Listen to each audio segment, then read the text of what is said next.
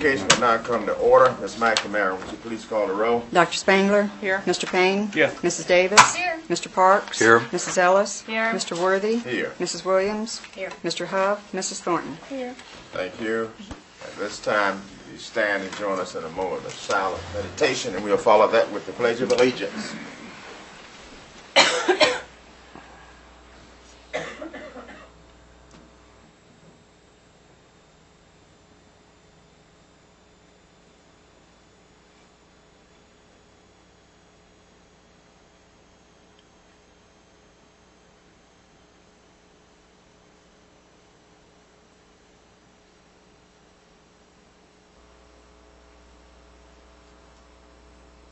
Thank you.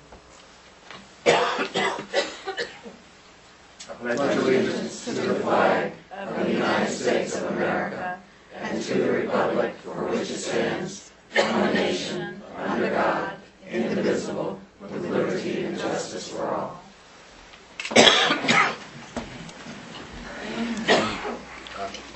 We're all sounding good. Yeah, Dr. Lanou, information items, please. Just several. First of all, and you just received several job descriptions. These are not new positions. These are existing positions that we had to change some language and responsibilities. They work with federal programs. So we needed to just make some adjustments. I want to let you know that these positions are already there and hired. They're not new, but they're more aligned with the work that is required and, under our regulations. So I'm sorry for letting those, but this comes off from just recent information. I wanted to get this to the board. So that would be under personnel. You don't need to say anything. Yeah, we'll talk about. It's a little different format. Is we blended together our workshop format with our board format because we didn't have a workshop this year. So what you're going to pass around about the job descriptions? It will be. You got a copy. Yeah, it's what the same thing. Yeah, Okay, same just wanted to thing. make Sorry. sure. Yep. Okay. Okay. Also, COC SPLOS monthly report. You should have the SPLOS 2, SPLOS 3, and SPLOS 4 reports for January. You should have, and the early Head Start Policy Council meeting. You should have those information items. Okay. And I guess I would say last night you also received information on an added amendment on the Georgia resolution for the 65% rule, and you should have received that electronically. Yeah. Okay? All right. Any questions for the superintendent on the information items? If not, I need a motion to. I just they're an email. Right. Any amendments to the agenda? Any amendments to the agenda? I do. President Worthy, again, I would like to amend that number 16 will not be, well, let's do two things. One, executive session was scheduled for the superintendent's evaluation review with the chair, Mr. Huff, but because he got delayed, I guess I would have looked to amend the agenda unless it's going to be conducted some ways out. We're planning to go ahead and do it. You're going to do it? Sorry, I didn't connect with you. Okay. Sorry. Okay. In that case, what I would ask is that number 16, we would add a motion, or I'd add an item to approve a resolution on the 65% rule for Georgia DOE. That you received electronically. That would be 16, and number 17 then would be number 17 would be executive session. Approve a resolution. Okay. Okay? Right. That asks for those amendments. Okay. All righty. I can give you back to you. Okay. All right. Any other amendments? If not, I need a motion to adopt the agenda. Moved by Mr. Payne, second by Dr. Spangler. All in favor? Motion passed. Okay. Recognition of achievements and awards.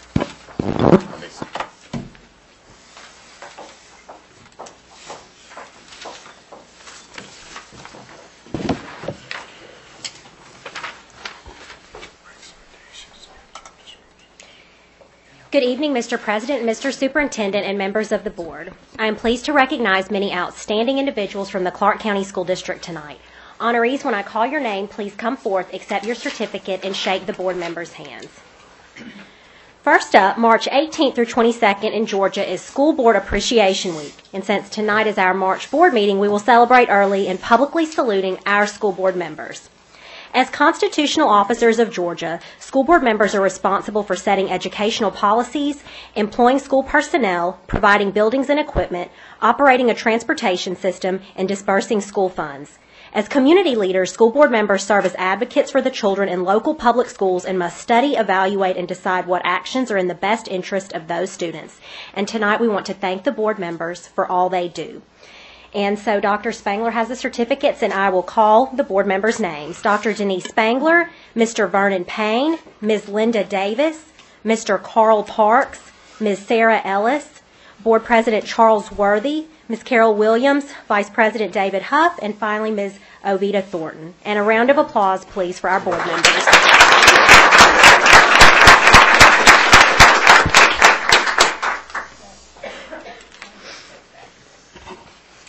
And next, we would like to celebrate that we recently received one of the state's inaugural Golden Radish Awards.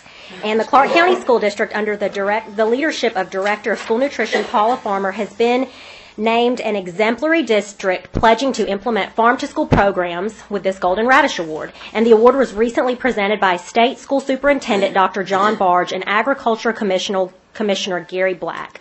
25 school districts for the entire state were honored for supporting their local economies and increasing the amount of local food they serve to their students through farm-to-school programs.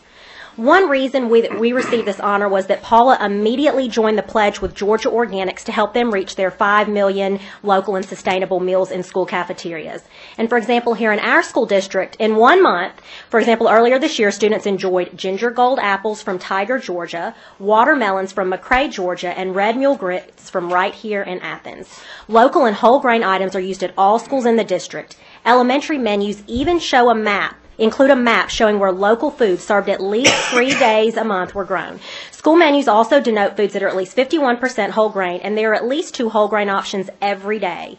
Paula has embraced the charge of ensuring our students are eating healthy, local, and sustainable meals. And tonight, we salute you, Paula.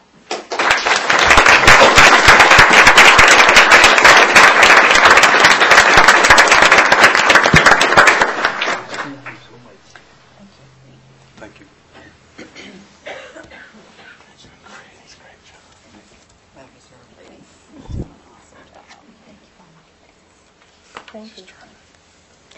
Next, we will recognize Tyler Redmond, a student at Cedar Shoals High School, who was named a finalist in the Georgia Music Educators Association All-State Chorus event.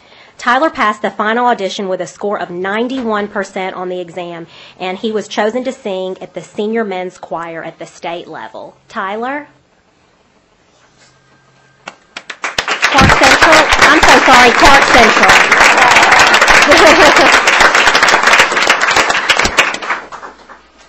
So everybody heard Clarke Central. Good work. We will redo that certificate, yes. Great, thanks. Congratulations.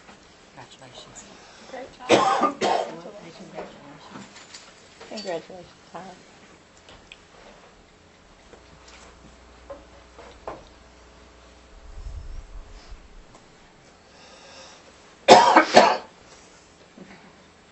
Next, Fowler Drive Elementary School recently received a U.S. Green Building Council High Performance Healthy Schools Water Efficiency Award. This award was presented by the Lieutenant Governor and is a highly prestigious award. The award was specifically given due to the collection of rainwater used in watering for on-site gardens. The water is collected in cisterns that automatically distribute to the garden when a certain water level is reached.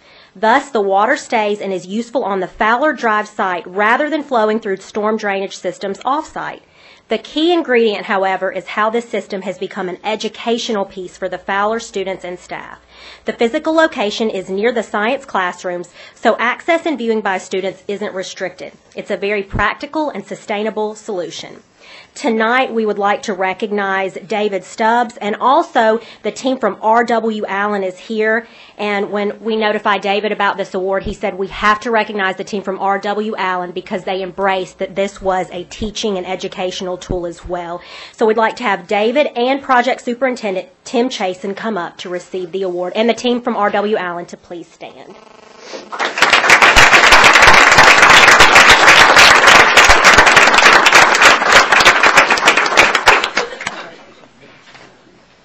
Fascinating. Very good job. Great work. Thank you. Oh, you got Way to go, Dave. Thanks, Dave.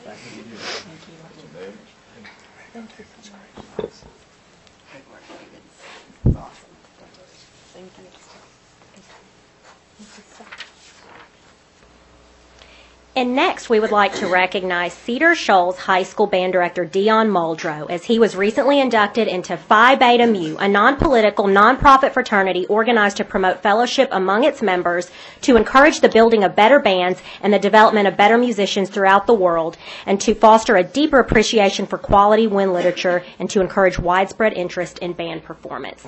Interests to enter are very selective, and there are only 119 others in Georgia who have received this honor. And under Mr. Muldrow's leadership, just this school year, the marching band, drumline, color guard, and drum majors received superior ratings at the Georgia Marble Marching Band Festival and the Georgia Contest of Champions. And the Wind Symphony and Symphonic Band both received superior ratings from the Georgia Music Educators Association. Under his leadership, the Classic City Sound has performed in the Sugar Bowl and the National 4th of July Parade. This is a well-deserved honor. Kudos to Mr. Muldrow.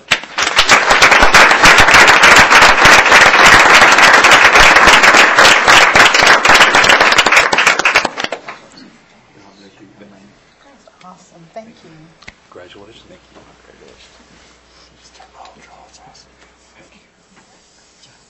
We've been seeing a lot of you. Get him an office up here. And our next award is for our own superintendent, Dr. Lanou. And this is a big award, as Dr. Lanou was recently named a top 50 national technological innovator in education. And this is an honor from the Center for Digital Education and Converge. And Dr. Lanou received this award for working in collaboration with a design team from our school district, the Georgia Department of Education, and the University of Georgia to make the school district a state-level model technology school district, and Barrow our first model technology school. Under his leadership, the school district has implemented a 2-to-1 initiative. That is for every 2 students, a netbook or a lightweight computer. He has also been the leader behind other technology-driven initiatives and programs district-wide, including a customized learning management system and ensuring the national education technology standards are used to provide teachers with a framework for teaching students critical skills for the digital age. So I did a little research today. So he's one of 50 in the nation. There are around 300 education administrators in the nation and over 3 million teachers. So this is a very select group for leading the way in technology and education. Congratulations, Dr. Lanou.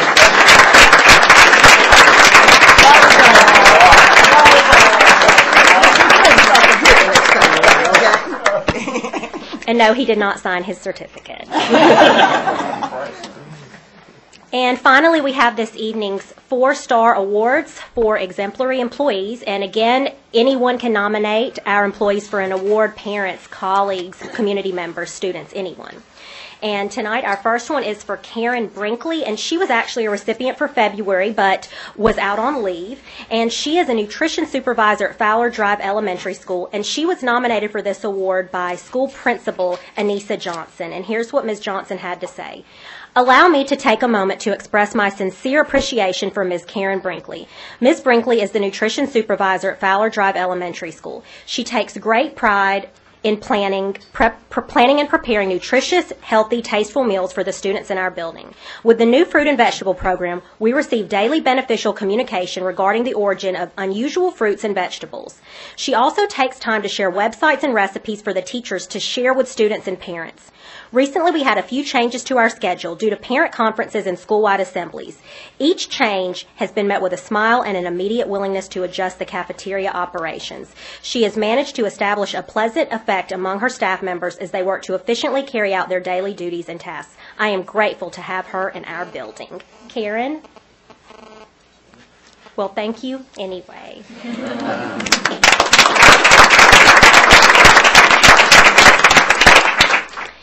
Next is Janie Chavez de Arias, and she is a teaching assistant at the Office of Early Learning and was nominated for this award by lead teacher Carrie McNeil. And here's what she had to say.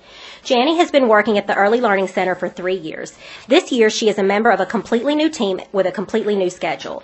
Not only has she been crucial to the success of her team, but crucial to the success of several other classrooms. Every Friday, Janie assists in 2 classrooms other than her own. One teacher even calls her the Whisperer because she just has a way with certain kids that need a little extra help. She comes in early every day to ensure that everything is ready for the day, often works during her lunch, and stays late whenever possible. She takes initiative with all aspects of her job, from working with the kids, setting up the room, paperwork, and making modifications needed for our classroom. She is just amazing and deserves to be recognized. I don't feel like I can thank her enough. Janie?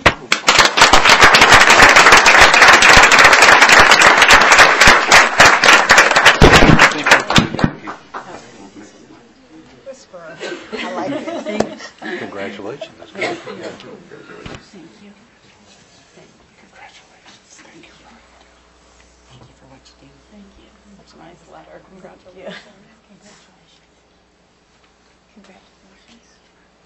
And our next honoree could not be here this evening, but I did want to share her name, Jessica McWhorter. She's a teacher for reading and EIP at Cleveland Road Elementary School, and she was nominated for this award by her colleague, Paige Long. Next, Angela Owen, Cedar Shoals High School, and she's an instructional coach and was nominated for this award by Cedar Assistant Principal Shelley Recesso. And here's what she had to say. Ms. Owen works her hardest every day providing support to our teachers to help ensure that the best instructional practices are being used in our classrooms. The support she provides to teachers comes from her experience and extensive knowledge of both instruction and high school content. She assists the administration by being an active voice in planning and decision making. Away from the school, Ms. Owen represents Cedar with the highest integrity as she continues to seek best practices to share with our school and lead us to reform. Last year, she was instrumental in writing the Striving Readers Grant that was awarded to Cedar, and she plans to see through and lead this multiple-year endeavor. Ms. Owen has been away from the classroom for several years, but still understands the benefits of building positive relationships with the students at Cedar, and she continues to support them in any way that she can. Ms. Owen? Thank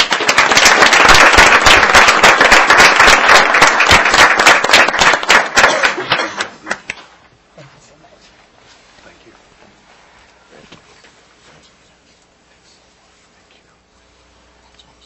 Great job. And finally, Vance Sims, a counselor at Gaines Elementary School, and he was nominated by his peer, Vicki Bettis, and here's what she had to say. Mr. Sims arrives to his office long before the sun comes up. As I pass by his office en route to my classroom, he's busily working at his computer or already on the phone. Mr. Sims is always available to look up from his work and bid good day to everyone. Each morning, he steadfastly stands, opening car doors and welcoming our car riders to school. A mother stops, dropping off her children. She's tired and stressed from an unusually hectic morning. She feels at ease to just emote just a little bit about her already tense morning with Vance. He listens, giving full attention to the mother with genuine understanding and concern. He responds with kind words, a nod, and a smile. Our children feel important and loved when they speak with Mr. Sims. For that matter, so do the adults around the building. At Gaines Elementary, I suppose we are all children at heart.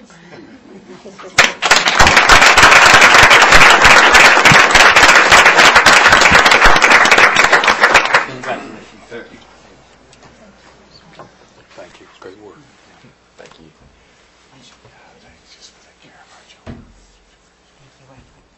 Congratulations. Thank you. Again, congratulations to all of you. You represent not only your school district, but your community very well. Thank you. Yeah, I echo as well, and it just it certainly warms your heart when you think about all those that contribute to our school system, whether it's through the classroom, through the support, through counseling, through care every day, through our students who work hard and are very successful at what they do and are able to demonstrate what they're able to do out, not only in a local front, but out in a state venue or even a local venue. But, this list is amazing. It grows by the minute, and that speaks highly to the talent. And we're fortunate to be able to recognize you every month to just say thank you and congratulations. Okay, Dr. Lanou, you can continue to move the agenda down to the superintendent's report. Okay, a number of announcements, and actually on my list were a number of accolades that we already had today and that we continue to have, but I just want to say that we're certainly sending a number of individuals on to regional and state championships. We have Bear Elementary School. We know that Therian is going on to the states. We have Hillsman Middle. They're going on with math counts. Cedar Show's Quiz Jags won the first ever state title, and that's quite remarkable. And I could go on, and hopefully we'll recognize those next month. But I just want to say again, the accolades for our students and our teachers and our community members just continues to go on. And just one other note for me, I enjoyed being out in AASA conference and was able to present on Friday morning. It was good to network with individuals and to be able to represent not only our district, but to represent our great state of Georgia. So, Georgia, I got it, Georgia. I got that right. I worked on it. But with that, again, I just want to say thank you. We're on break for students next week and teachers, and I wish, as that starts after tomorrow, that they get some downtime and rest time because they deserve it. Yes. Dr. Monet, can I say a quick little thing? Sure. I just wanted to say that I registered my son for pre-K this past couple of weeks, and the process was incredible. And I just wanted to thank the Early Learning Center because they had games for kids, and it was just, it's a ton of paperwork and it's not fun, but they were the happiest, most positive group of people, and grabbed my little boy and took him to the library and had a ton of things for him to do, and it was. I just want to publicly say what an awesome process that was, and I hope this was the appropriate time to do it. It is. It was We'll take those anytime. Yeah. What do you think? You're not going to say no. But thank you for I just that want to say feedback. Thanks to the Early Learning Center because it was really easy. And agree. It's terrific. Thank you. Okay. Yeah, and let's see, we got a number of other Got things. several Next, others, we're going to do professional development. Dr. Dresden will lead her team, and Dr. Price wanted to present to the board and have you talk a little bit more about our professional development district, the work we've been doing with the university. I think everyone's at least hopefully is well aware that our partnership gets stronger by the day, almost by the hour, and it grows by the hour. And it has a tremendous asset for both of our organization and for both of our students. We have young adults and we have preschool and kindergartners that benefit. So we're pleased. I'm going to turn it over to Dr. Price and Dr. Dresden. Okay, so we're going to start by just giving you a little bit of an overview of where we are now with our Professional Development School District. We now have a logo, which is just the combination of the University of Georgia College of Education logo with the Clarke County School District logo. And we spent about 2 years going through different groups, meeting together to work on the vision and mission for the Professional Development School District.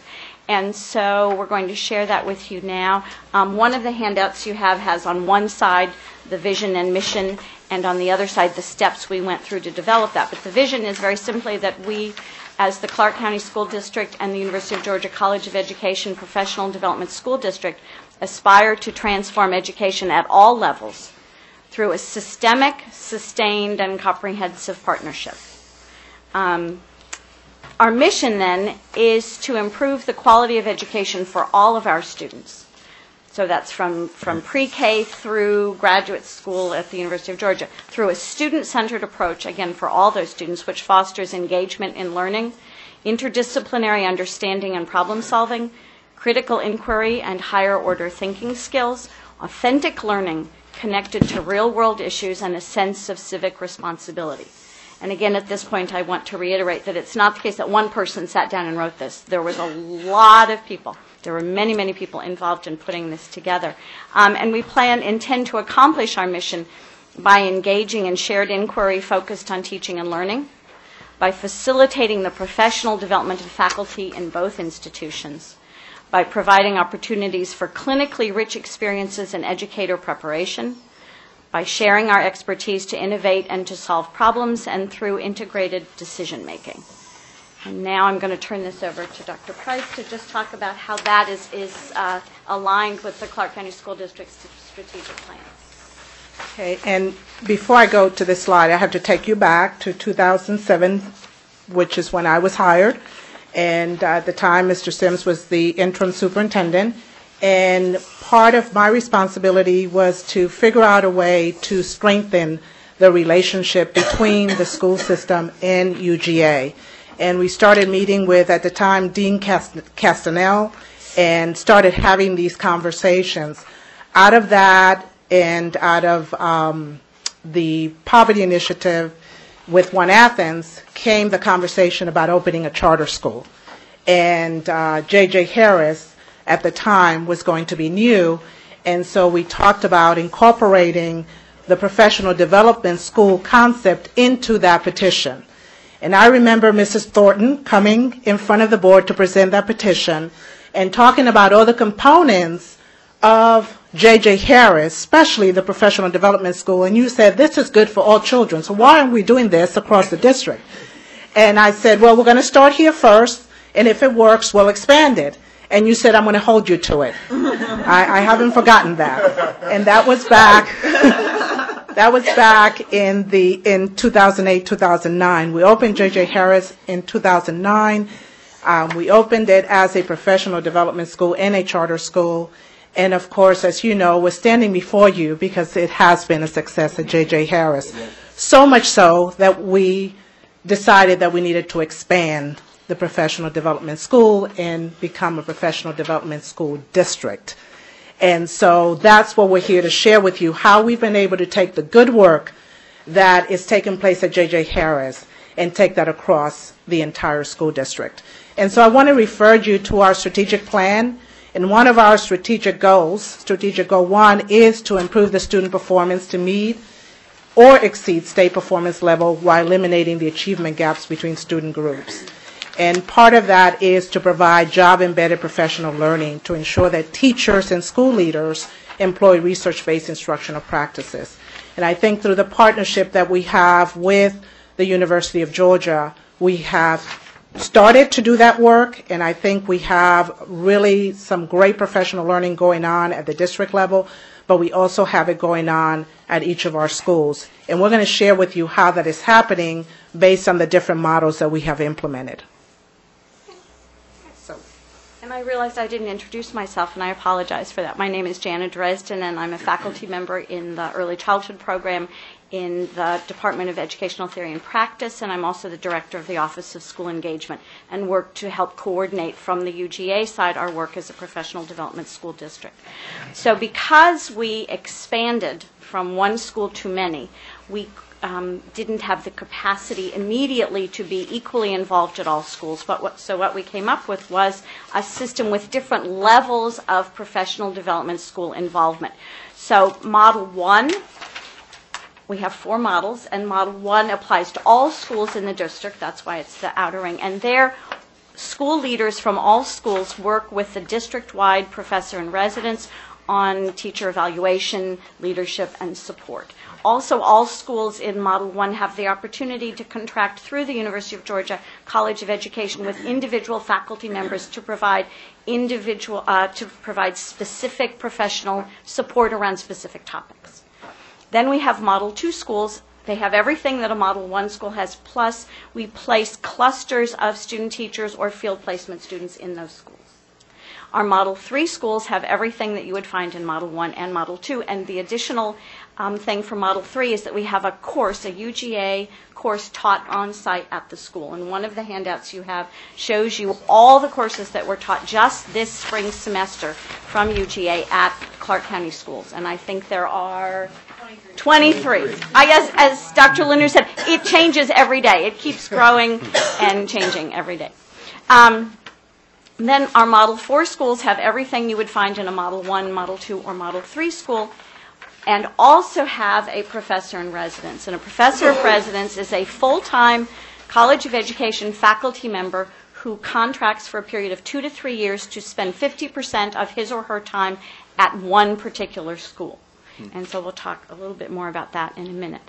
This is another graphic that sort of then shows you which schools are where. So our Model 1 and Model 2 schools are described on the left, and again, I've sort of told you what that involves. But in addition to the professor in residence for leadership, there is a special education consultant who works with the special education department at Clarke County Schools and is involved at both high schools and all 4 middle schools currently.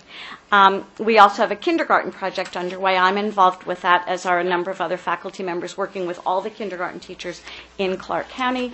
So those are some of the things that are happening for all the schools in Clarke County. Then our Model 3 schools currently this year are Barrow Elementary, the Early Learning Center, Coyle Middle School, Cedar Shoals High School, and Clark Central High School.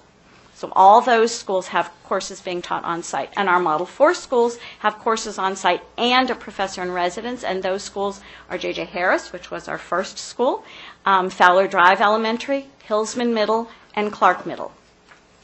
Next year, we're going to be trading, and next year, Barrow will become a Model 4 school, and Clark Middle School will become a Model 3 school, but they will both stay very involved, and there'll just be some slight change in that. Stay on that slide. Yeah. Just want to say that the Model 3 schools and Model 4, I think the beauty of that is that because the schools have on-site courses, and you can see the number of courses, they have the benefit of having that UGA faculty on site and the students to support the work that's going on in those individual schools.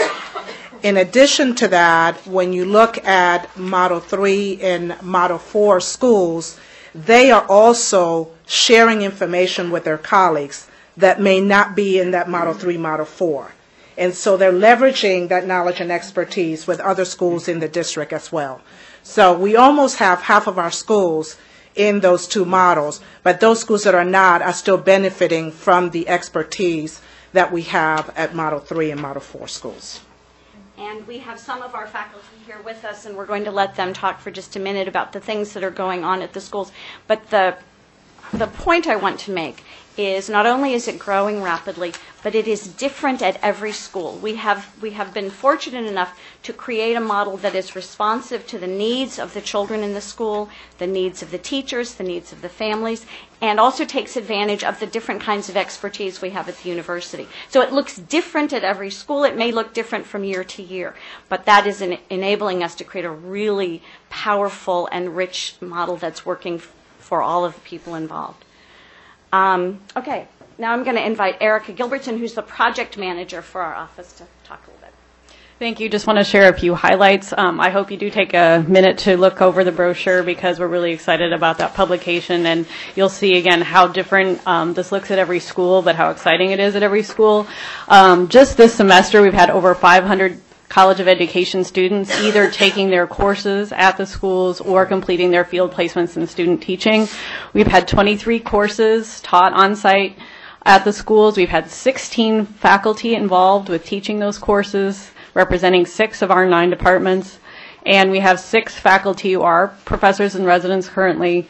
And a couple of weeks ago, 12 faculty, 4 students, and 12 Clarke County teachers and administrators all went together to New Orleans to deliver presentations about our partnership at the National Association of Professional Development Schools. And so we were excited about how well represented this community was at that event. We're going to move now to talking a little bit about how this looks specifically at the schools. Dr. Dorothy White wished she could be here tonight, but something came up. But this is a great photo of her working with Clarke Middle students. She teaches her math methods classes on site at Clarke Middle every semester, and her group of between 16 and 20 students spends 3 weeks in the 6th grade, 3 weeks in the 7th grade, 3 weeks in the 8th grade over the course of the semester, learning how to work with small groups. And she talks about that has had an amazing impact, and a teacher from Clarke Middle did work with Dorothy on the presentation they did in New Orleans, and has just talked about the great impact that's had on her classroom and how much help it's been for her. But also Dr. White has talked about how great an experience it's been for her students to get so much exposure to working with the middle school students. So it's been fantastic win-win. And now I'm going to introduce Dr. Gail Andrews, who is our professor in residence at Hillsman. Good evening. I'm actually co-professor in residence at Hillsman. I share that responsibility with my colleague, Dr. Kathy Thompson, who's another faculty member. Like Jana Dresden, we are in the Department of Educational Theory and Practice in the College of Ed at UGA. So that picture you see up there is the crowd of my students who have been doing all of their methods courses on site at Hillsman. This makes the second year. So Dr. Thompson and I loop with our students. They're in the program with us for 2 years, and we teach them in all 3 of the methods courses that they take, each of which has a field experience or student teaching attached to it. So for good or ill, they're kind of stuck with us from the first day. I showed this picture to my son right before I came over here. He experienced being a middle school student at Hillsman while his mother was professor in residence. He wasn't too sure how he felt about that. And I asked him to pick out me in that picture. So that's your challenge if you get bored while I'm talking.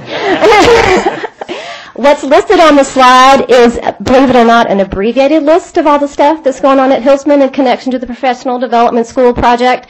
If learning is job 1 for kids and adults alike, we are doing job-embedded professional learning at Hillsman every day. That first example, extended learning time, is an opportunity each day when kids at Hillsman are engaged in doing either enrichment or additional support work in all 4 of the core subject areas. In the fall, the challenge as far as the school improvement plan at Hillsman was to have every kid at Hillsman do either a project for social studies fair or a project for science fair. Now, science fair is a long-standing tradition. Social studies fair, kind of new. So what we did when our students were on site at Hillsman for our UGA classes, we sent our students out into the social studies ELT classes, and they could sit down with kids one-on-one, almost literally, and brainstorm ideas for social studies fair projects. So what are you interested in? What do you like? Which was a great experience for our students to get to work with middle school kids, but also really great for the teachers who had all that support to get launched off the ground this new initiative to have every kid in the school do a fair project, either for social studies or science. So they helped them brainstorm their questions. They helped them investigate those questions once they figured out what they were doing. And then my students, many of them, came to the social studies fair curriculum night, which had more than 100 people from the community participate in it, which I think was a record for curriculum night at Hillsman. So we had a lot of great success with that. Again, in that instance, learning for my students and getting to work with Hillsman kids, learning for Hillsman kids, support for Hillsman faculty. That's kind of our goal in all this work. The classroom visit program is part of what we presented in New Orleans at the National Professional Development Schools Conference. We started this with our students as a pilot last fall. We had our students visit Hillsman teachers' classrooms. We visited about 30 classrooms altogether. They went into each classroom for about 20 minutes, and then they would go to another. When they came in, each of our students had identified a question about teaching and learning they wanted to investigate while they were visiting classrooms. So we had them go into math, science, social studies, and language arts, but also chorus and band and PE and art and ag science, and we asked them to look for what they could learn from that visit related to their own question. So then we brought them back to class. We debriefed about what they had learned. We brought in some of the teachers whose classrooms they had visited to talk about what they had seen. And what we've done since then is expand this opportunity to Hillsman teachers to visit each other's classrooms. So we've started with a pilot group of 7th grade teachers. In the first round, they, again, developed their own individual questions, went in to visit some of their colleagues in 6th and 8th grade because they were going during 7th grade planning. And then we brought that group of teachers back together to talk about what they had learned. They identified teachers' classrooms who they wanted to visit for the second round. A lot of that focused on co-teaching. They wanted to see co-teaching in action in other people's classrooms. And then for the third and most recent round, about a month ago, we had their visits, they attached their visits to goals from the Hillsman School Improvement Plan. So they were looking at technology integration. They were looking at collaborative teaching. They were looking at differentiation. All of these are things in Hillsman School Improvement Plan. So what Kathy Thompson and I have done is we facilitated that, but it's a Hillsman thing. It's just, we're there to help support that, but it belongs to the school. Quickly, Project Focus. Many of you are familiar with that program that's been going on for a long time in Clarke County elementary schools. Hillsman is the first middle school to have students from UGA in the sciences come in and teach lessons, and they are there every week. We have UJ students on campus at Hillsman every week teaching lessons in science, 6th, 7th, and 8th grade. In the fall, we had 20 of our students there as practicum, and this semester we have 8 UGA student teaching at Hillsman. I'm supervising 5 of them. They're fabulous, by the way. 2 of them were two went to New Orleans and participated in that presentation. They were so good. The Hunger in Our Schools class, my colleague Kathy is teaching that with another colleague from the department, Jen James, who is teaching an on-site course at Barrow Elementary, again as part of the partnership. Kathy and Jen are teaching a Hunger in Our Schools course this semester that focuses on issues of hunger, especially in Athens. And their students are doing service learning projects at Barrow Elementary and at Hillsman to address issues of hunger in those communities. And as you can see, there's more, but I'm going to pull Gail off. I know, she knows here I could talk a lot. so that we can have time to hear just little snippets from other people as well. But as you can see, there's a lot going on. Let me see, who's next on my slide? Paula, come on up. Hi, I'm Paula Schwanenflugel from the Department of Educational Psychology, and the group of students that I teach are students who have not yet declared education as a major. They can't do that until their junior year. So basically, I teach the maybe teachers and the wannabe teachers. One of the reasons I got involved in the service learning aspects is that in a lot of things I've been reading in Ed Psych say that basically teachers come out of Ed Psych saying, go into their jobs and ask them what were the worst list classes you took, and they almost always say Ed Psych. And I think, how can that be? I think it's like everywhere, you know? So I wanted them to see what I see and to basically create a situation in which they had to see the Ed Psych that's everywhere. So basically what I do is I developed a tutoring program. I work with the instructional coach prior to my students coming in, and we determine students of theirs at Fowler Drive that had needs. Right now, currently, for example, we're working with kindergarten and first grade only, and we identify children who might benefit from a little extra tutoring, and my students then come in. I have the class arranged so that about 2/3 of the time I do the professor thing, and then the other half they do you can do the math, but the other half of the class they tutor the kids in the media center and around the building. That every student of mine is attached to one of the Fowler Drive children. And what we're hoping to do, and what they have to do, is they have to keep progress monitoring, elaborate notes about what they're doing. And at the end of the course, we give the instructional coach and the teacher a report saying who seems to be making enough progress, who may need to be get yet more assistance than we can provide, and this way it helps reduce the unnecessary referrals for special ed testing. Essentially, if all it takes is a little extra tutoring, then we don't necessarily have to. And most of the kids make progress. So that's the happy news about that. Is I ran the numbers before I came tonight. About 80, I have that 83% of the kids that we tutored did make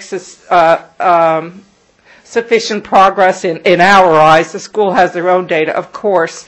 And we have provided in the last year, we've provided 640 tutoring sessions as of today. So that's a lot, and my classes have been small. If we can get the classes to be larger, part of the issue is transportation from UGA out to Fowler Drive. That's always kind of a thing that keeps it smaller. Otherwise, this could be quite an incredible assistance to the school. But it's been great. My students have gotten what I feel my students have gotten what I wanted out of it. I think the Fowler Drive kids are getting something out of it. So it's a real win-win, I feel. And I feel that the teachers are getting information from a separate set of eyes. We do tutor reading because I am a reading researcher, and that's what I do. So I do troll around and make sure that my students are doing appropriate practice so that because they're naive beginners really when it comes to tutoring. They're kind of like somebody that comes and volunteers off the street, essentially. I provide some background, but I do help them get up to speed in terms of what techniques might work with different kids, because I can quickly look and say this child needs this and this child needs that, and we kind of work together, the students and I work together to create a plan that makes some sense Anyway, thank you. Thank you. Thank you very much. So we're just having a few snippets here. As we said, the brochure tells you about all the schools. We also have involvement at the Early Learning Center, but we also have involvement at Cedar Shoals, which is so new that we don't have a slide, but we invited Dr. Janice to come and just share with you for a couple minutes what they're doing at Cedar Shoals. So as she said, my name's Sonia Janis, and I'm also in the Education Theory and Practice Department at UGA. I work specifically within a social studies program, so the students that I work with are interested in becoming either middle or high school social studies teachers. And so what we're doing in planning with the administrative team at Cedar Shoals that began around November of the fall semester, we've moved our entire methods, curriculum, and practicum block into Cedar Shoals High School. So this is the semester before they will student teach, and then they'll graduate in December and be certified to teach social studies. So there's two content or coursework classes that take place on Monday and Wednesday at Cedar Shoals, and all day Tuesday our students, there's 11 of them, spend the day observing, involved in collaboration with 3 particular teachers in the social studies department there. And one of the great things that the teachers mentioned to us in the fall as we began planning was that they were struggling to find enough people to offer tutoring during their PSP tutoring on Tuesdays and Thursdays, and so our students are their tutors now. And so they're being tutored specifically in the EOCT courses in economics and U.S. history. And what's exciting about that is that our students are working one-on-one, and so they're learning about this whole what it is to teach a student, especially when they don't understand, and how to explain it again and again. And what's exciting though is that I was just asking one day well, how's tutoring going? And one of my students said, yeah, he came back and told me that he told his mom, I've never done this well in social studies, and I think it's because I have tutoring. And another student said, yeah, I was more nervous about her test than I think she was. I watched, she answered every single one. I wanted her to do really, really well. So I think the students that our students are getting exposed to the profession of teaching in a very different way than they had before this. And the students, I think, at Cedar Shoals in the social studies department, their instructional or learning experience have been enhanced in the last couple of months. We're beginning stages, but it's a process. So anyway, thank you. Thank you. One other thing I just want to say is that there have, for many, many, many, many years, there have been interactions, obviously, between the University of Georgia College of Education and the Clarke County School District. What we're trying to do now is, as it said in our vision, to make it more systemic and build it into the infrastructure of both our institutions so that this is something that will be ongoing. We didn't put it in here, but we need to say we've done all this without 1 penny of grant funding. All of this has been from the reallocation of resources at the college and here at the district. So this is something that can go on forever. We don't have to spend our time looking for grants and trying to find money. What we have is the capacity within our organizations to support each other. And we have new initiatives. We do have a Teach to Learn grant, which is in addition to what we're doing, which is funded by the Race to the Top. We are working on a summer workshop on co-teaching and mentoring. We have a kindergarten initiative. We've been presenting at conferences. We're planning to do a PDS track at the Clarke County Summer Institute. We also are exploring collaboration with colleagues in Scotland and Australia who are trying to do something similar to what we're doing here. And then we also, then we didn't tell you about this. We had 32 people from 9 colleges, universities, and school districts throughout Georgia who came here in January to learn about what we're doing here in Clarke County. So, anything else that you want to say, Dr. Price? That's the end. Thank you all very much. It's just good work. Thank you. Thank you.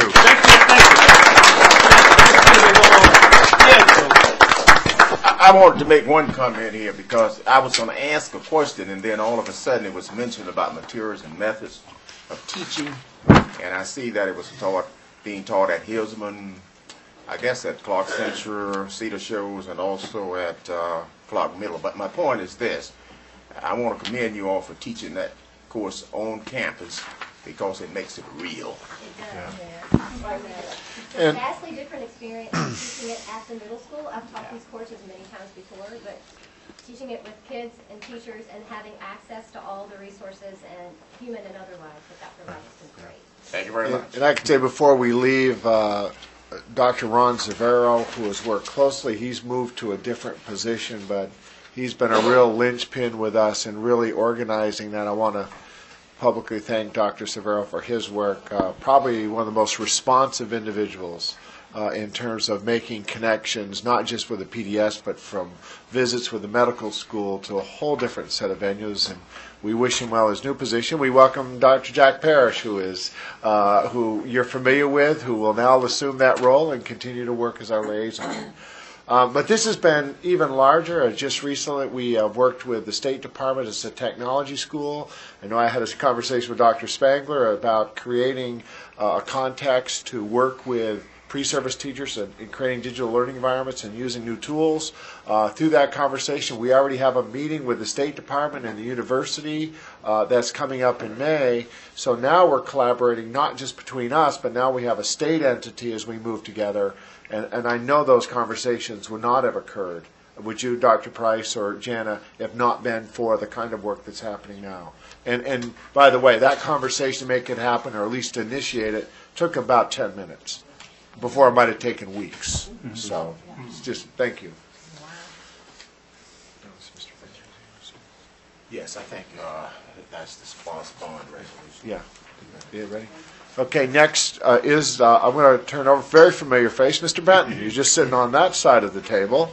And with Mr. Gilbert, we want to prepare for the bond that will be coming up, and we'll explain a little bit about that at this point. And I just want to say very briefly, this is more good news. It's it's our goal to provide the facilities and technology and all the underpinnings for programs like the professional development schools. So this is great news tonight. I'm going to introduce someone you know real well, Mr. Benton, who's going to share with you a brilliant team that we have. And we are really, really fortunate here to have these people with us, as well as the folks, David and Larry, that work on our side of it. So, Terrell, thank you so much. Mr. President, Mr. Superintendent, members of the board, I guess you know better than anyone that exciting things are happening in Clarke County School District, and I just heard about those. I wish to ask two people to talk to you for a few minutes this evening about a bond issue which is proposed by the Clarke County School District. In the summer of 2011, this Board of Education adopted a resolution calling an election for November 2011 to impose and levy a special sales and use taxes on goods sold in Clarke County. That effort succeeded, and as a result of that, the voters of this school district also authorized the issuance of bonds in the amount of not to exceed $50 million.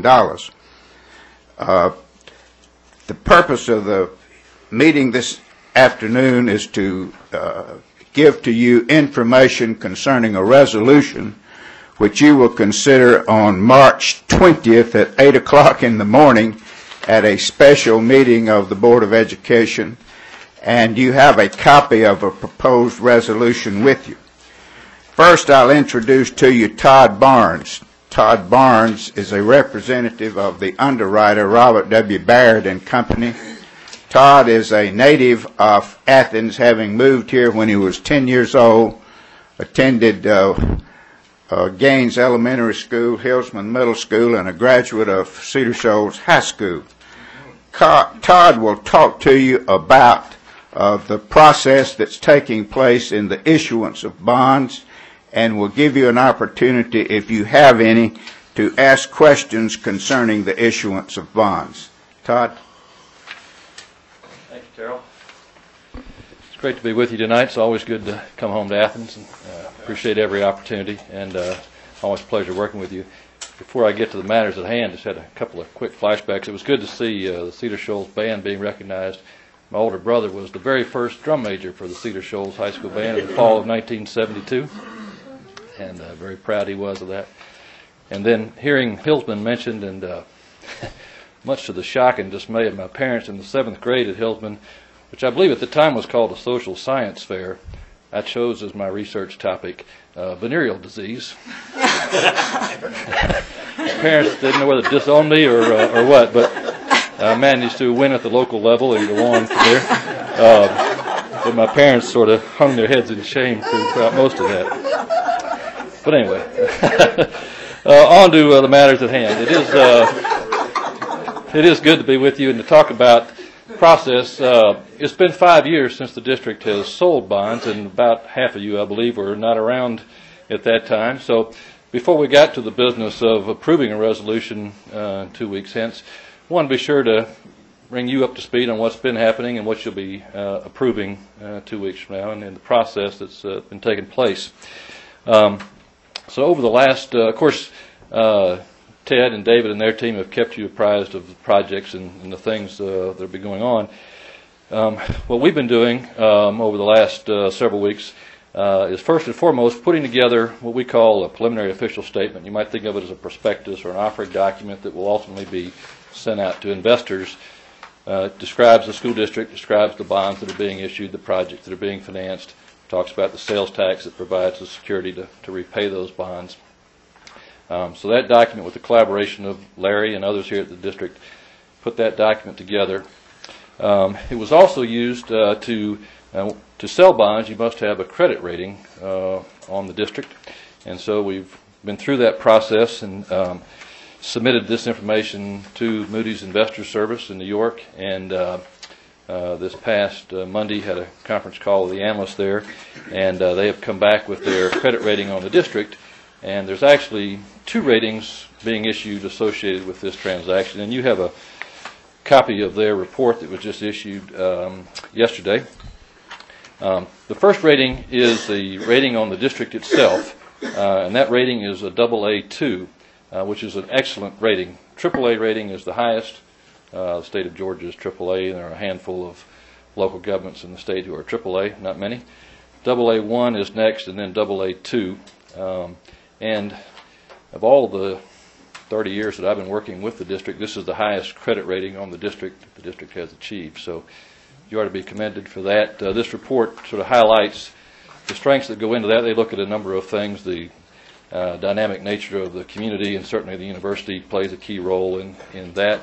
It looks at the finances of the district and commends the district for how you've managed through these very challenging financial times that districts are dealing with state cuts and other local funding challenges. It looks at the debt. Obviously, you have no debt right now. You'll be issuing these $40 million in bonds. But again, they're paid back very quickly over a 4-year period. They're paid from the sales and use tax. Sales and use tax provides significant coverage of that. They're also ultimately a general obligation of the district, which provides enhancement, but would never be called on to pay the bond. So all of that is described in here, and so again, you'd be commended for that. The second rating is a program called the State Intercept Program. It allows districts to pledge their state aid as additional security for the bonds in the event that sales taxes and other sources were ever insufficient to pay the bonds. You could call on your state aid to make those payments to bondholders. Never happened. It's a program that I actually helped the state implement some 20-odd years ago. Provides lower interest rates and lower borrowing costs for the district.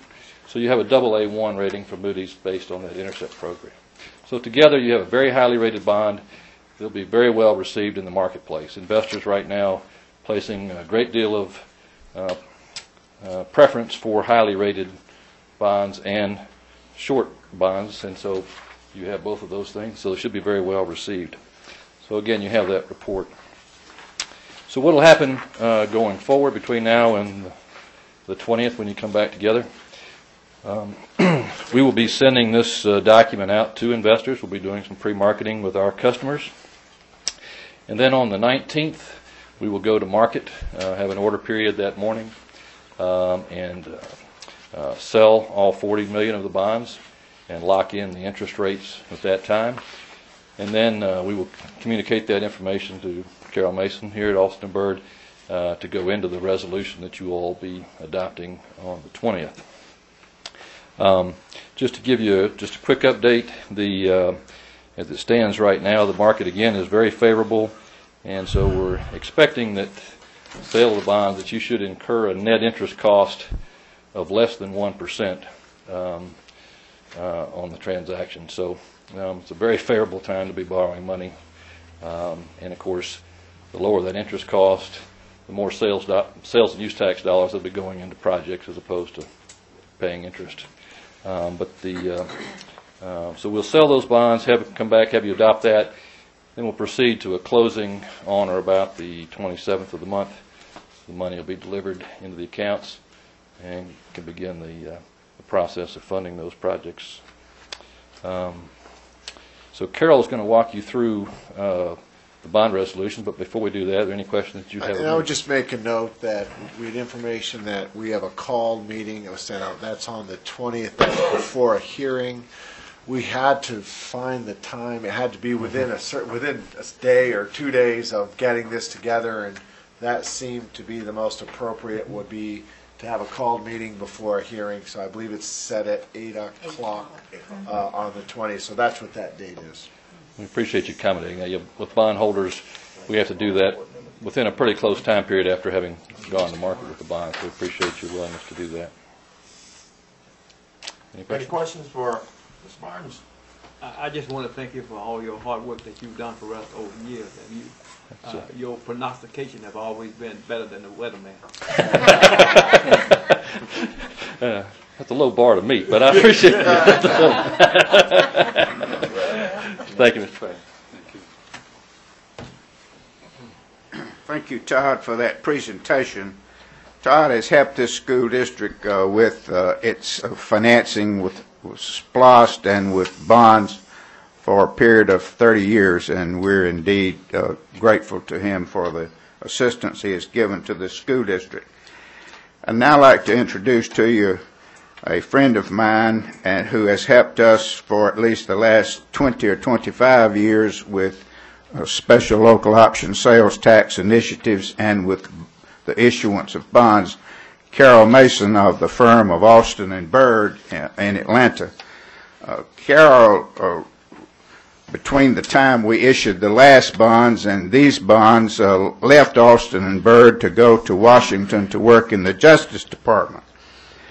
I'm glad to report to you this evening that she's still with us. However, she has been nominated for the position of Assistant Attorney General in the Department of Justice by President Obama, and that will be subject to Senate confirmation. We're pleased to have Carol with us. Before she comes to talk to you about the resolution which you will consider on March 20th at 8 o'clock in the morning. That's early, but if you will consider that, she will tell you about that. As a result of the resolution that you adopted calling the election in the summer of 2011, the vote was taken in November. A petition was filed in the Superior Court of Clarke County to validate the bonds, and the Honorable Lawton E. Stevens heard that case and entered an order validating the bonds on which Carol will talk to you about this evening. Carol. Good evening, and it's good to see so many familiar faces again. And it's nice to see that people are still here that we've been working with for many, many years. And I have to tease, Todd and I have been doing this for 30 years. We were young when we started out. And for once I didn't get lost. We have a tradition of the first time we ever met, we were going to a school bond meeting in Hall County, and it was pouring down rain. Usually when I have to come to these meetings, it's raining, so I'm breaking another tradition tonight. But he always has to guide me here and keep his phone on to make sure I know where I'm going. But I did not get lost today because Terrell gave me great directions. So I also want to say thank you for letting me work with you all for 30 years. I will tell you that one of the very first bond issues that I did when I first started as a lawyer was with Terrell for Clarke County, and I'm happy that I will be coming full circle. You all will be probably the last bond issue I do before I retire, so thank you. The Senate moves that fast, huh? No, I'll retire whenever my retirement is contingent upon the confirmation, which is set for March 20th, so that afternoon after your bond sale. But I promise we'll get everything done. So what you should have in front of you is a draft of the bond resolution that you all will approve on March 20th. You will also approve a second resolution on March 20th that Todd alluded to, which is we call a state intercept resolution. So those two documents together will be the required documents in order to issue the $40 million in bonds.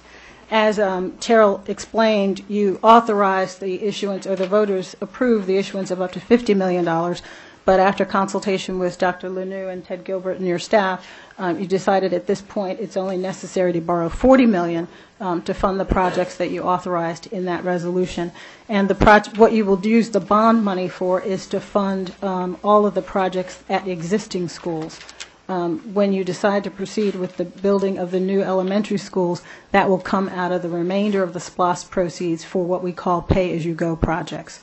So we're distinguishing between the projects you're going to front-end pay for through the bond issue so that you don't have to wait for the SPLOST to come in over the 5-year period versus the other projects that will be paid on the back end with the remainder of the sales tax money as it comes in. So you will be asked to approve this resolution on the morning of March 20, and if you flip to page 3, what you'll be doing is approving the interest rates at that time, and Todd just gave you an overview of how that interest rate will be set and the criteria for it, but it will be well within the interest rate that you put in the resolution authorizing the sale of authorizing the issuance of these bonds. So this less than 1%, I'm sure we all wish we could borrow at that interest rate, but we can't. So you will authorize the interest rates on those bonds. You will also authorize in this resolution the levy of a property tax in the event, but it only gets levied in the event the sales tax proceeds are not sufficient to pay debt service on the bonds. That has never happened. In all the years that we've been doing these, we've not seen people have to levy the real property tax in order to pay the debt service on the bonds. The second resolution you'll adopt, the state intercept resolution, again, that program exists in order to give better assurances to the market and to increase your rating and reduce your borrowing cost. No school district has ever had to have the state intercept their money coming from the state to pay debt service on the bonds. So it's a very low-risk thing for you to do to lower your borrowing costs. If you turn to page 16 of this resolution, this is the specifics authorizing the actual sale of the bonds, and that's what's critical for you to do on March 20th. So you'll approve that offering document that Todd showed you. You will also set the interest rate well below the 6.5% that was in the election document. You will also authorize the collection of the tax if necessary, and you'll also authorize the providing continuing disclosure to the market, because the marketplace now requires that you continue to provide them financial data on a regular basis so that they know how you're doing while the bonds are outstanding. And again, the bonds will mature in September of 2017, so this is not a long-term debt obligation for you. That is just the general overview of what you'll be asked to do on March 20th. And again, as Dr. Lanou indicated, the Unified Government will be meeting on March 21st to authorize the levy of the property tax. Again, no tax actually gets levied, but they have to take action to agree to levy it before we can actually issue the bond. So thank you for agreeing to meet at 8 o'clock in the morning on the 20th so we can take the necessary action before the Unified Government meets. That's a general overview of what you will be doing. Are there any questions? Okay, thank you. Thank you, Carol.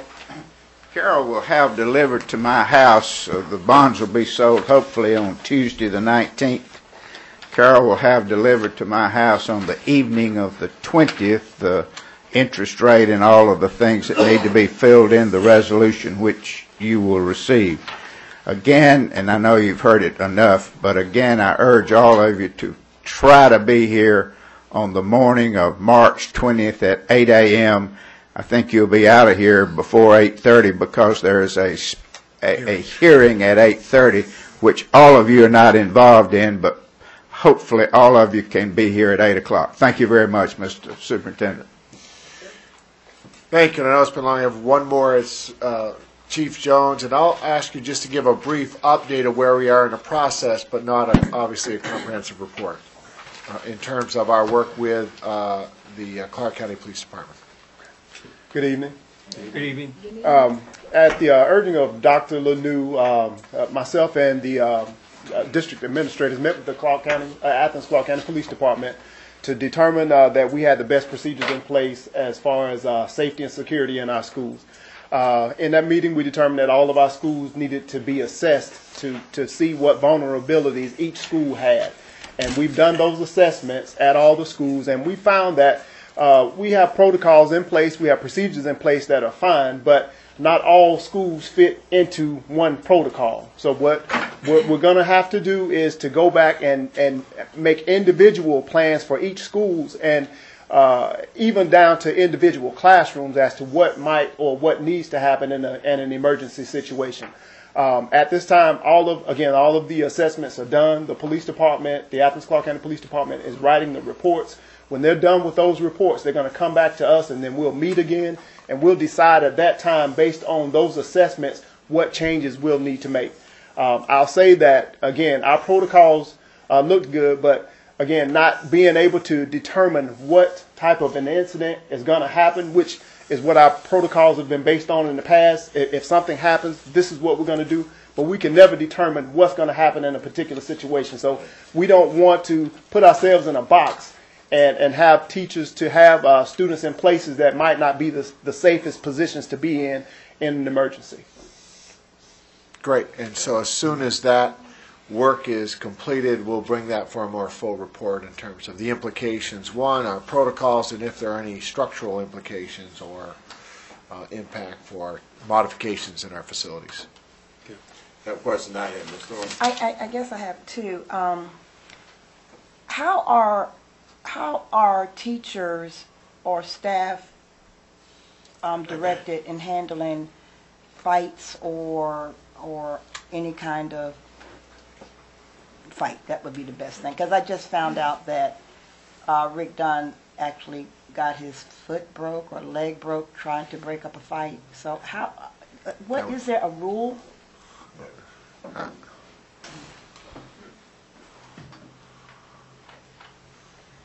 Each school has procedures in place to deal with fights. At the high schools, for example, the standard rule is that if you fight, and by a fight we define it as if you hit back after being hit, pushed, or threatened, then that becomes a fight or a fray, the lowest level. We have minor fighting, we have fighting.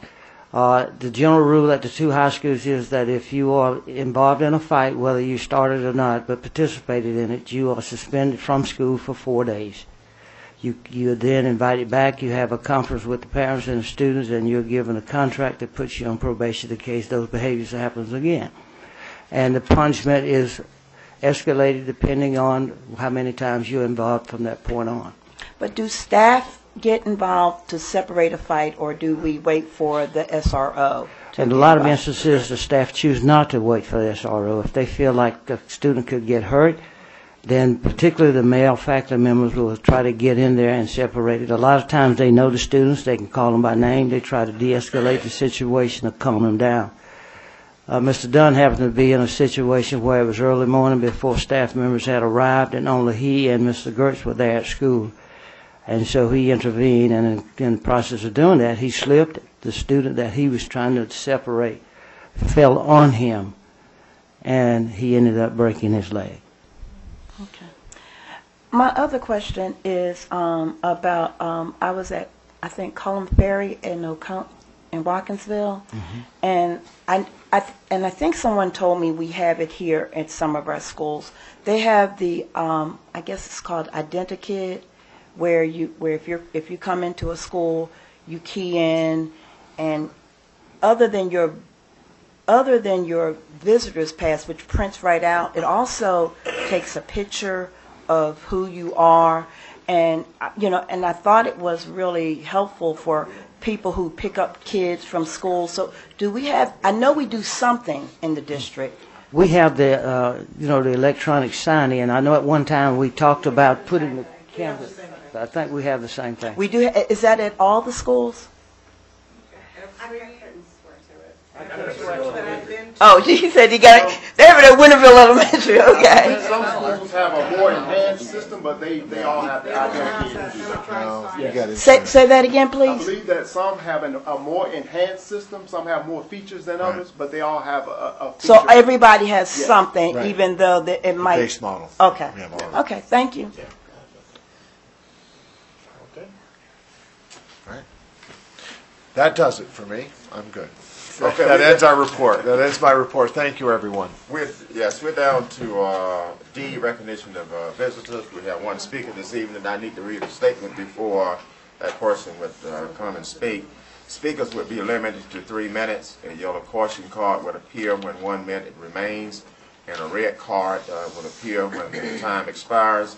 At this point, please conclude remarks. No speaker should indulge in personal attacks by speaking. All comments are to be addressed directly to the Board of Education. Personal concerns may be addressed in writing to the superintendent or the president of the Board of Education. And Dr. Spangler is the timekeeper. Okay. And our speaker is Shauna Smith, son who is at Cedar Shoals High School senior math graduation test.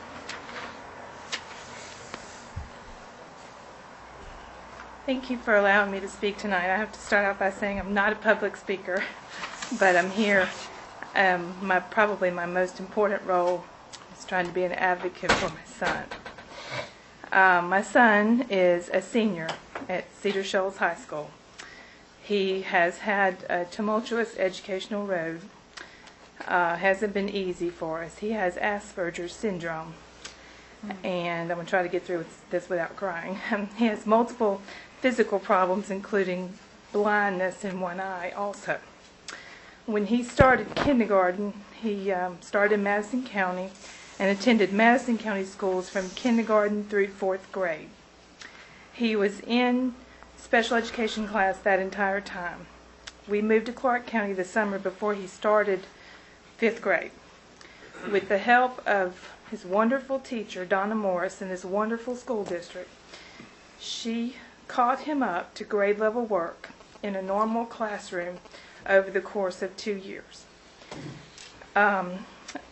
Over the years since then, Clarke County teachers, administrators, parent advocates have helped us navigate the confusing and intricate world of educating a child with a disability and helping him become a productive member of society.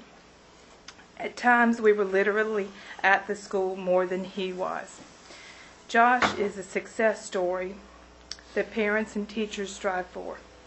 He's what parents and educators strive to have happen every day.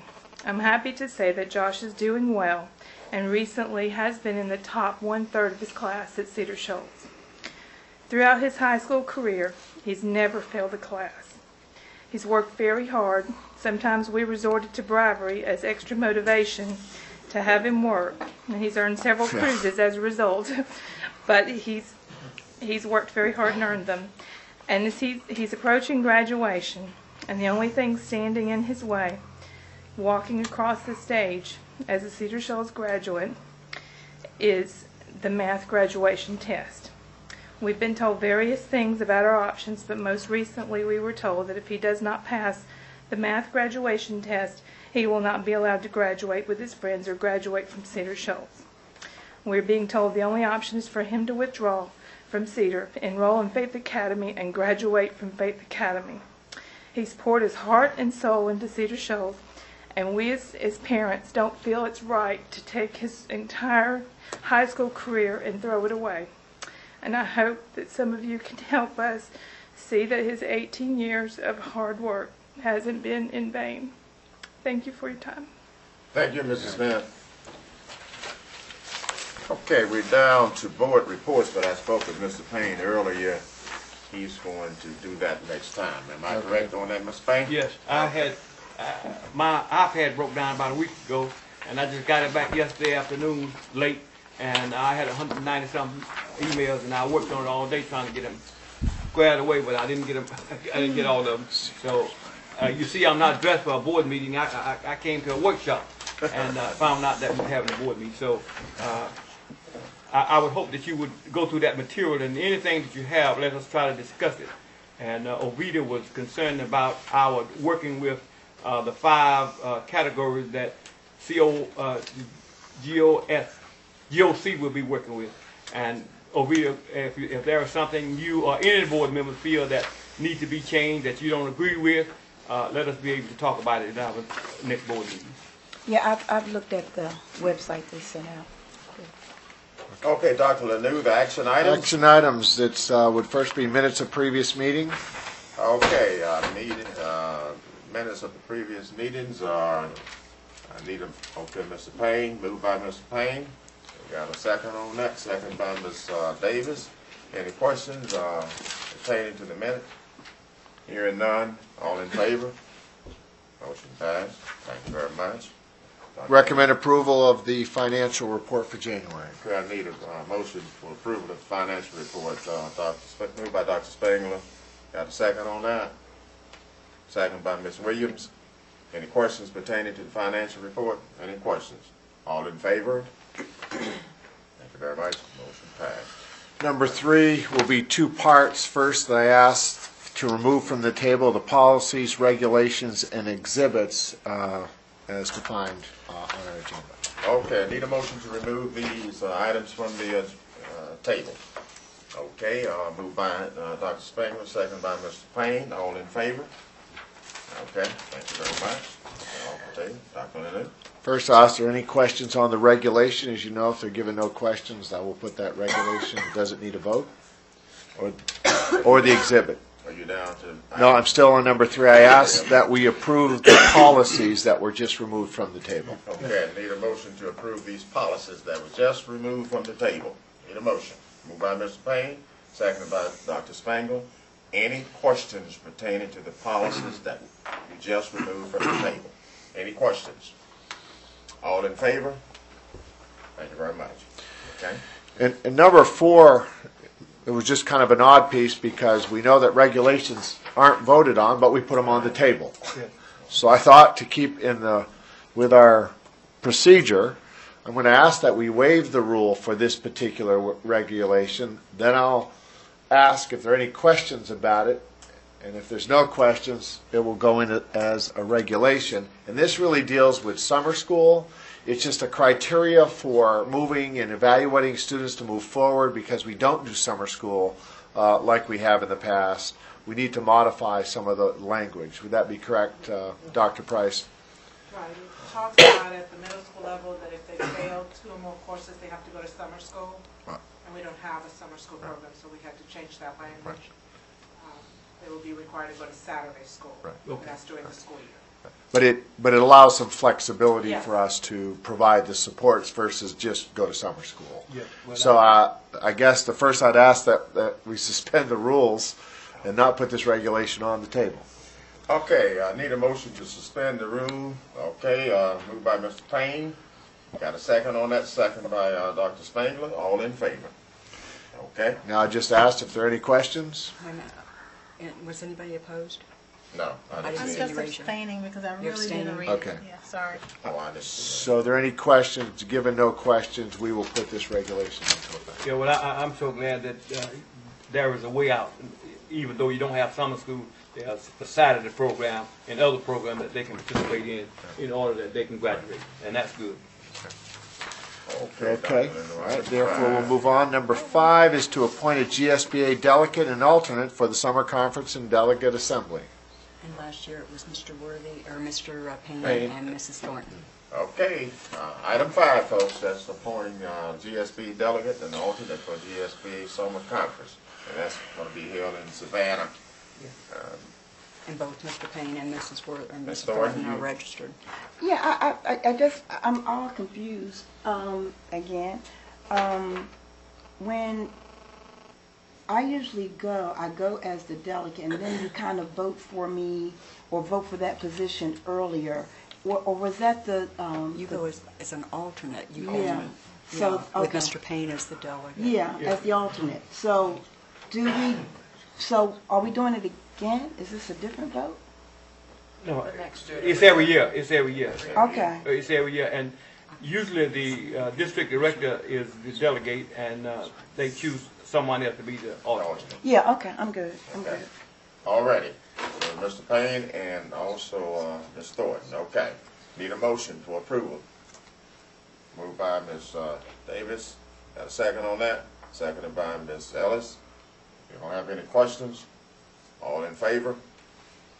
Thank you very much. Motion passed. Thank you. Unanimous. Mr. President. Yes. And that's what, that will be coming up in our next board meeting. If there's any board members who have something that the GOC needs to change or that we need to talk about or discuss, Ovid and I will be taking that to the GOC meeting in Macon. Okay. Okay. Dr. Leonard? Mr. Chair. Okay, go ahead. One more thing. There's an election next month, Mr. Payne, for your at Timothy Road. Yes, that's right. Okay. Okay. Well, if I'm not the district director, they'll get somebody else. But is that and that is open? Because I don't think I've ever gone. Is that open to everybody in the district to attend? Yeah, sure. 15 schools, district, and 87 board members. Okay. Okay. Okay. Item 6. Item 6, recommend approval of overnight out-of-state field trips.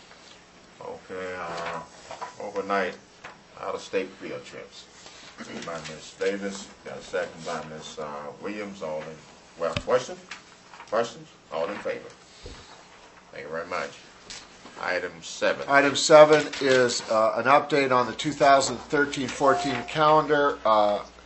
Essentially is we typically put the fall break for the Georgia football game as the last weekend in October. It's the first weekend in November. So I'm recommending we move our fall break to the first weekend in November, which means just moving that Friday to the following Friday. That would be the adjustment. Okay, the update on the 2013-2014 academic calendar recommendation from the superintendent. I need a motion on that. Moved by Ms. Williams. Second by Ms. Davis. Any questions on this? Any questions? All in favor? I think we got a unanimous vote. Thank you. Items 8. Number 8. This is regarding the armored truck pickup that we put in place last year, which has gone extremely well. Yeah. Thanks to Ted and planning. Right. We don't have people going to the bank. We're asking that we approve a 1-year extension to Dunbar. This will be our second year. They are getting used to our procedures. And they would do pickup services at an annual cost of $43,516. And it includes an increase of 1.2% over the current year's contract pricing. Okay, I need a motion on the district-wide depository pickup. Moved by Mr. Payne. Got a second by Dr. Spangler. Any questions? Any questions on this? All in favor? All in favor? Okay, motion passed. Thank you. Item 9. The next deals with bandwidth and again, continue to build our technology infrastructure. This comes out of E-rate dollars, which of course serves us well. I'd ratify the E-rate contracts for educational networks for $40,800 annual fee, AT&T for $50,000, $68.80 for annual cost, and information technology solution, which is a one-time cost to build the network at $1,161,000. And to let you know, we work directly, Ted, if I'm asked, or Lynn, with our E-rate. We have an E-rate representative we work with on these contracts to put these together. So it's a consultant that does this work. Okay. Recommendation from the superintendent on the E-rate contract for 2013-2014. Moved by Mr. Payne. Got a second on that? Second by Dr. Spangler. Okay, any questions pertaining to these contracts? Yeah, I'd like to make a statement, Mr. Woods, into the board. I remember when we were able to get the federal government to give us a considerable amount of money on this E-rate some years back, and I understand that they have taken it away from us, and we don't get that now. And that's sad. It's really sad. Okay. All right, any other questions? My question is simply, is this an increase? Is it the same? Where are we in terms of this particular cost? It is an increase. It is a slight increase. It's about $12,000 additional from what it was last year, this current year. And is that just typical, just it automatically increases every year regardless of how the technology changes? It generally will. The $12,000 is the first bullet is for the internet bandwidth. Okay. The second and third sections, the central network bandwidth and the network infrastructure upgrade. Those two we will not do without E-rate dollars. If we don't get E-rate funding, we won't do those two items. Those two are new. We haven't done those in the past. Okay, any further questions? Yeah, your E-rate funding is from the federal government? Okay. We pay about 15 cents on the dollar. Okay, well. Okay, all in favor? All in favor? Okay, opposed? One opposed. No, two. Two? Oh, I'm sorry. Motion passed. Item 10. 10 is to approve a water and sanitary sewer easement for Athens Clarke County Unified Government for Barrow Elementary School located at 100 Pine Just Drive, Athens, Georgia. Okay, this is utility easement. We've done plenty of these for Barrow Elementary. Moved by Mr. Payne, got a second by Ms. Davis. Any questions pertaining to the utility easement for Barrow Elementary? Okay, all in favor? Motion passed unanimously, I believe. Okay. Item 11. Item 11, request approval of the proposal for the carpet flooring materials from Tandis Flooring for the sum of $111,228.85 for Barrow Elementary. This is part of our SPLOST project. Okay, this is carpet materials purchased for Barrow Elementary. Okay, need a motion on that? Moved by Mr. Payne, seconded by Dr. Spangler. Any questions pertaining to the materials purchased for Barrow Elementary? Any questions? Okay, all in favor? All in favor? Okay, motion passed. Okay, item 12.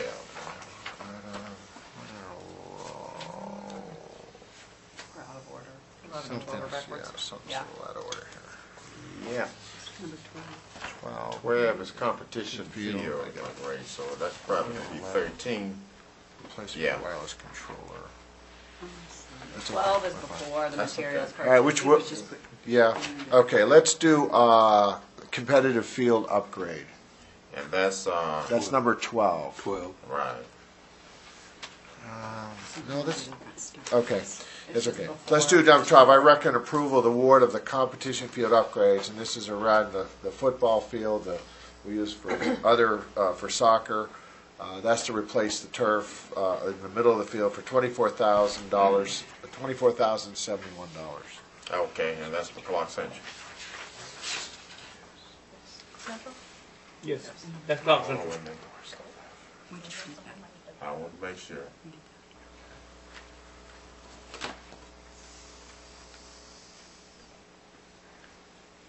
You ready for me to call the motion? Yeah, Okay. good. Competition field upgrade for Clarke Central is $24,071. Okay, moved by Mr. Payne. Got a second on that, second by Ms. Davis. Any questions about this? Yes. Go ahead, Ms. Ellis. Is this going to solve is this in response to some of the emails that we were getting and phone calls that we were getting and stuff about this field, or is this going to solve some of those problems, I guess is what I'm asking. Is this going to move this field into a better direction, or is it just general maintenance?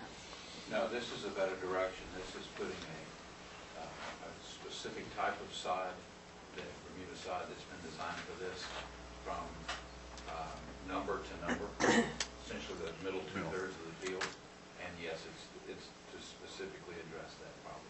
Okay. It won't address how many people need to use a field right on any particular day, which is another part of the problem. But this will increase the pride that students will feel in having visitors to this field. Absolutely. Okay. Ms. Thorne? Was this, and it might be the same question, I guess it was a couple of months ago, we had some, was it last month, so the folk will come in and talk about? That was yes, by Cedar Shoals. That was Cedar Shoals, yes, right? Cedar Shoals. Well, we got, But we got a bunch for yeah, Clarke Central. we got Ms. Thomas and Ted. Maybe kind of summarize that. So, okay. Well, and Ms. Thomas, you might, I saw your hand up a minute ago. that you mentioned. Clarke Central was an issue of, as Dr. Ward said, athletic director at Central, we had kind of a perfect storm of temperature, rainfall, and maintenance issues that came together. And so this is a probably long-needed replacement of some turf in the middle of the field. Would you? I agree, and I think part of the issue went back to many years ago when that original side was put in, and what we look at now as far as the new technologies and the engineering behind this type of side is actually made for our natural climate in Georgia, high athletic activity, and it's going to be a much improved playing surface and safer for the kids. And that's specifically at Clarke Central? Yes, right? ma'am. Okay. And so, unrelated, field house.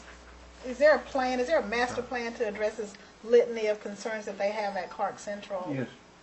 That's what I want. If there is a plan, yes. Who is the person that I refer people to talk about that plan? Are we talking about field time and usage?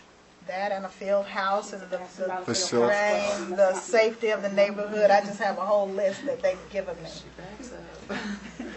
You'd be welcome to call me and I'll guide you through it. Thank you. And we'll talk with Dr. Ward as well. I'll be giving them your number. Okay, Ms. Thorne and then Mr. Payne. So I guess my question goes back to Cedar Shoals then. They had a slew of concerns. Is there conversation or plans to do something, or are we looking at Cedar Shoals? Because I don't want to vote. I'm going to vote for this. I'm going because it's the best thing to do. Right. But I surely do not want one school to be kind of left out and we're moving on with another one. We've actually, all that work has been completed. We, Ms. Thomas' team did the grading. We resurfaced the service driveway to the baseball field. We worked on drainage. We improved the drainage and sodded the area around the shot put. And then there was another area down near the batting cages that was a low area and worn out, and that's all been regraded and landscaped, and there's new bollards up to prevent drive through that area. So everything that was presented last month, I was out there 2 nights ago, and it looks great. Okay, great. Well, I just want to speak to Cedar Shoals. I've been out there, and they've done a good job. It's really a good job. Nice and job. Then I want to speak to Clarke Central. I would hope, Dr. Lanou, and to the kids, that we will not wait this long on fixing a field that no need to be fixed, because we have youngsters out there every day, and the condition of that field was, we just lucky that somebody didn't get hurt real bad out there on that field. And from now on, whenever we have a field that bad, even the one at Cedar Shoals, it's well now. But you should have seen it before they did all the grading and bringing in all the topsoil and gravel and everything down there. But we shouldn't where our youngsters have to play, those areas should, if we can find the money, we should, when they start getting bad, we need to fix them. Yes, sir.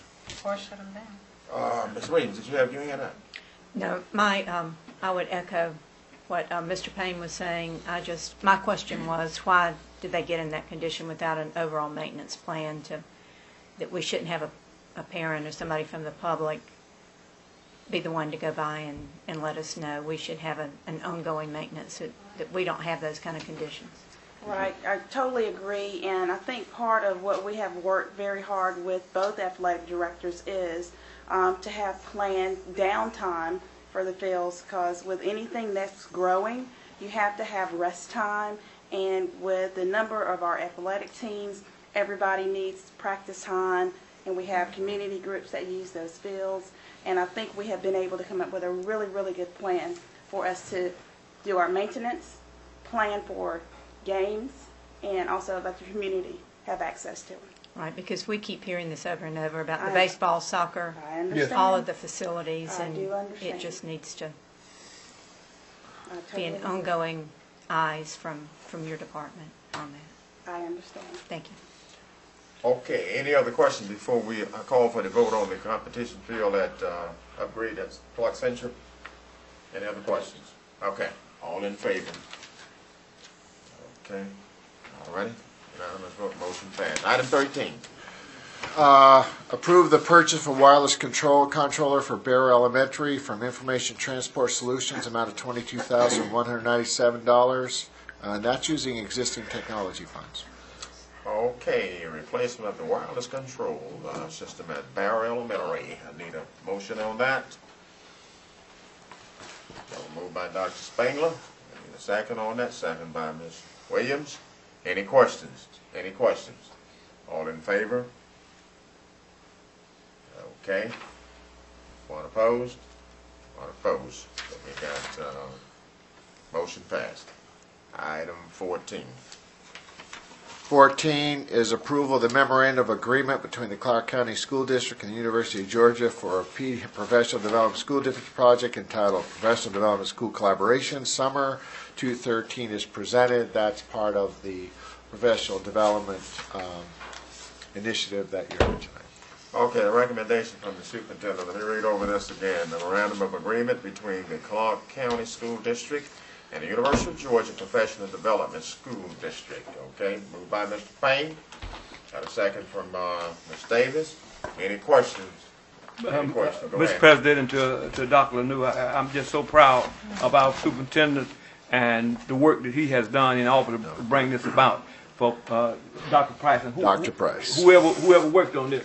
Because this has been a dream of mine. I couldn't understand why we right here at the University of Georgia, with all the resources that they have on the University of Georgia, and not using them. For years and years and years, I wondered why the superintendent did not go over there and collaborate with those people and get this kind of service that we need. Not only that, but one of the things that I wanted to say a while ago, what is happening with this collaboration with the University of Georgia is that they will be turning out better teachers. They will be turning out better teachers for the whole state of Georgia, because the teachers are going in the classroom now, not waiting until the last year in college, and then they go into the classroom, then they find out that I done wasted 3 years of my life learning something that I don't want to do. I don't want to teach these youngsters. They're too bad. They're too mean. But now they're going in the classroom at an early stage. Then if they don't want to teach, they can get in something else, and we won't have to fire them later on. So it's a good thing. Dr. Lanou, my hat's off to you and to Dr. Price, because this should have happened a long time ago. Okay. Okay. Oh, sorry. Dr. Spangler? I apologize for not going back and finding the last contract to answer this question myself, but did we not contract summer the last time we did this? Why are we doing summer separately? Is this new stuff? Because it's always a fiscal year, new fiscal year. That was last summer. This is a new fiscal year. But this is just going through June 30th, which is this fiscal year, so. Right. The other one was for last June 30th. Okay, so we're putting June on the front end. Yeah, we haven't, yes. Okay. Okay, so then we'll get another one for next school year. Yes. Okay. Any further questions about item 14? All in favor? Got a unanimous. Is that a unanimous vote? Okay, thank you. Motion passed.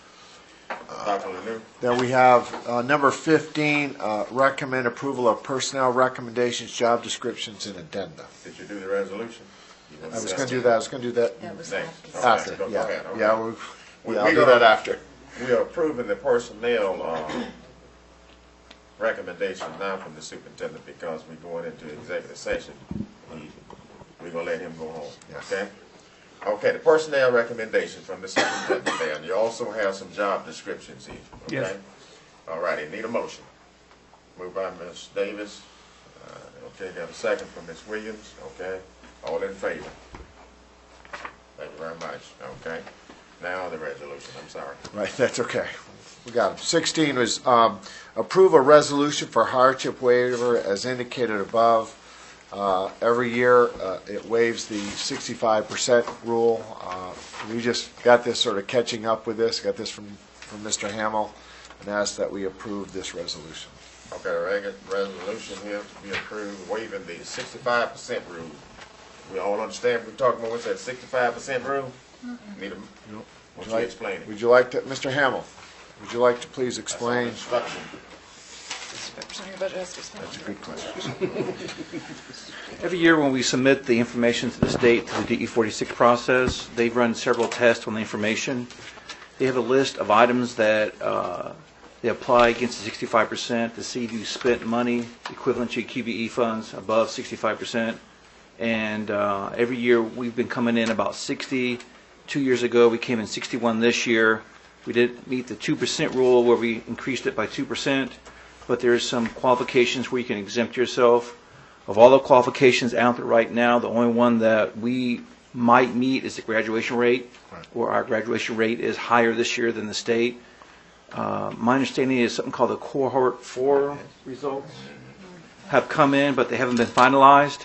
So once we get the finalized results, and that does come to fruition, then we'll be okay, we'll be exempt, and they will disregard this waiver. But in the meantime, we have to go ahead and submit the waiver to have it on hand, just in case they need it. All righty. Any questions from Mr. Hammond pertaining to waiving And this so the 65% waiver rule? allows us to exempt the 65% rule? Correct. Thank Yes, you. yes, that's what we need to do.